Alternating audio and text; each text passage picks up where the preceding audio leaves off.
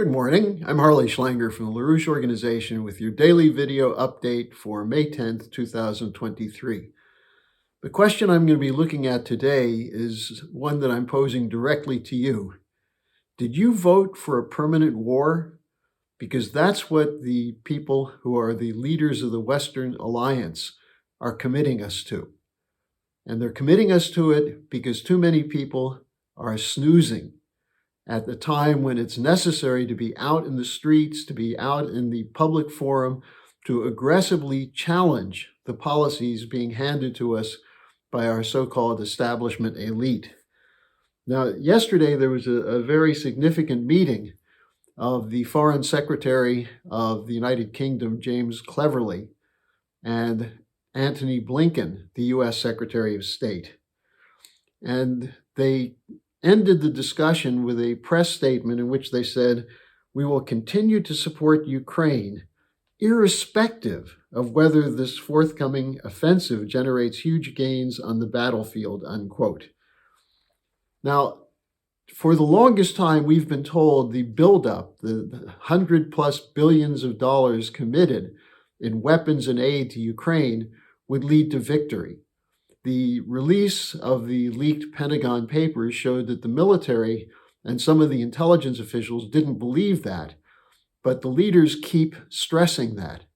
Now we're hearing from the leaders, in this case Cleverly and Blinken, that it may not be the case, but we're going to continue the fight. Cleverly said, in addition, quote, "There are no certainties when it comes to conflict," unquote. So he's singing a different tune now, as is Blinken, who previously had said that the spring offensive would deliver crippling blows to Russia and major gains to Ukraine. So obviously they're reflecting on this whole question of what the Pentagon papers showed. Although Blinken did go on to say, well, those papers came from March, and now here we are in May, and Ukraine is much stronger today than it was. Now, Blinken went on to say that there must be indefinite backing to Ukraine, and he cited bipartisan support, including from Kevin McCarthy, the speaker, the Republican Speaker of the House, who's been stressing previously that there would not be a blank check for Biden, but now has been brought back into the established position. Now, right on cue, Biden announced yesterday another $1.2 billion aid package to Ukraine. Now, in this circumstance, we see that there's a fear that the war will go bad and that the U.S. and the NATO allies will be left with egg on their face, having committed billions of dollars to a fight which is unsuccessful. So in order to sustain this, the illusion of the continuing fight, the British sent a top team headed by former MI6 director Sir Richard Dearloffe to Kiev to stiffen Zelensky's spine. This was right after the Xi-Zelensky talks, where it became one of the talking points was that Zelensky was open to a Chinese intervention, but not until the war was won. But there was obviously some shakiness in his voice, which was detected by his British controllers, who sent Dearloffe and a team into Kiev to say, "We will continue to support you, but there must be no negotiations." Dearloffe, remember, was the MI6 director who handed the fake report of the Iraq weapons of mass destruction to Colin Powell, in which Powell embarrassed himself and the United States with his UN speech citing definitive evidence of Iraq's weapons of mass destruction.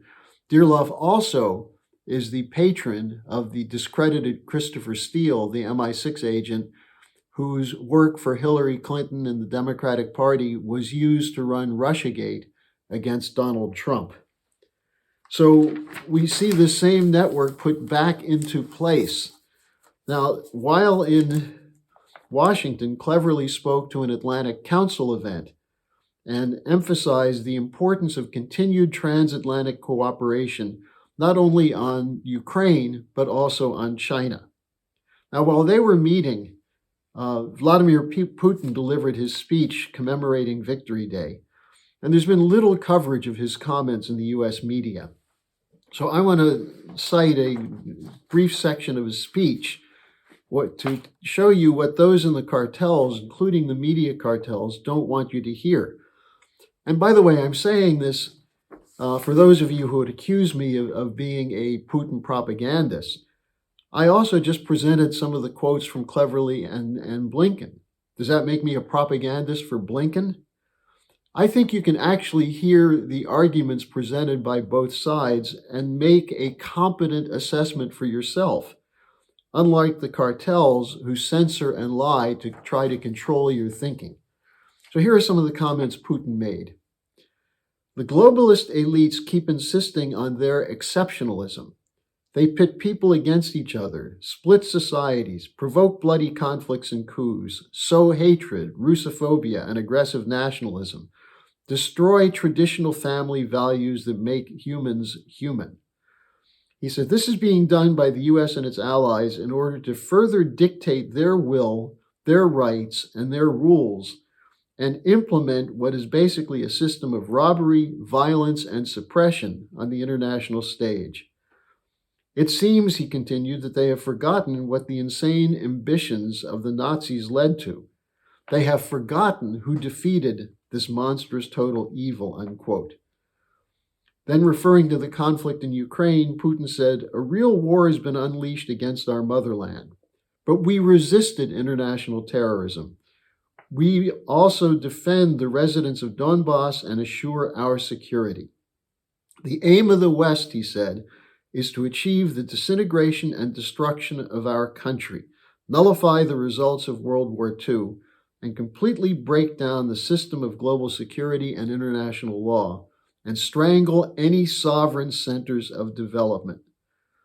And he went on to say, in conclusion, overwhelming ambitions, arrogance, and permissiveness inevitably lead to tragedies. This is the reason for the catastrophe that the Ukrainian people are now experiencing.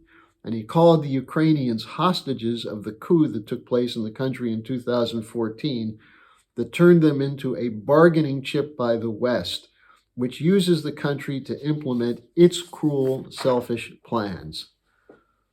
Now, right on cue, the Ukrainian military intelligence chief, Budanov, declared that Ukraine will kill Russians everywhere until the Ukrainian victory is achieved. So what we're hearing from the side that's defending the war against Russia is this will be a permanent war. And this is the policy that goes back to Obama, to Hillary Clinton, to Biden, to Blinken, to Sullivan, to Nuland, and backed by the warhawks of the corporate cartels and the military-industrial complex, as well as the think tanks they fund, such as the Atlantic Council, Chatham House, Jamestown Foundation, and most elected officials in both parties. These are the forces committed to permanent war. If you don't want permanent war, it's time you spoke up and did something about it. Do they care what you think? Well, we heard from Annalena Baerbock, the German foreign minister, that the war will continue, quote, no matter what my German voters think, unquote. I think many of her German voters are turning against her and the coalition government now. Remember, she's also the one who said, we are at war with Russia, unquote. If you listen to these people, you draw the following conclusion. If they want to hear your opinion, they will give it to you through the corrupt media. So it's time for people in the West to think for ourselves, to make our own analysis using history, using whatever sources you can find that will get the truth to you outside of the control of the media. And I would encourage you to join me at 11 a.m. today, East Coast time, to engage in my weekly dialogue with Helga Zepp-LaRouche. You can send us your questions at questions@schillerinstitute.org to participate in this discussion. These discussions are essential because it's clear that the establishment has their plan, and we have to counter it with a plan that actually is in the interests of the vast majority of the people on this planet, which is to end this war and end the control, the dictatorial control over economics and finances held in the hands of the City of London and Wall Street. So thanks for joining me today. I'll see you again tomorrow. Hello, thanks for watching. Be sure to like, subscribe, and hit the notification bell so you don't miss any of our videos. Support our independence to produce videos like these. Become a member of the LaRouche organization at thelarouche.org/member. By becoming a member for $25 or more, you'll get special access to the EIR Alert Daily Briefing and weekly magazine, which is what I read to stay on top.